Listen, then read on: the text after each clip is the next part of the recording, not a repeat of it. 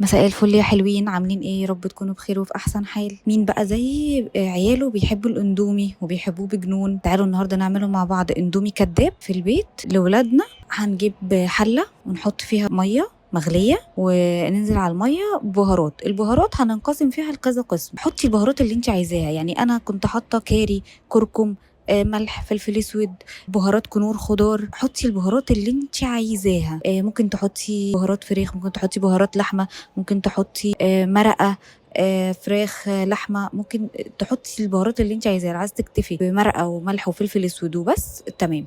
بس مع اي بهارات هتحطيها او تختاريها تحطي ملح وفلفل اسود. نسيب الميه تاخد غلوه مع البهارات كده. بعد كده هنجيب مكرونه سباكيتي ننزل بيها في الميه المغليه مع البهارات ونسيبها تستوي.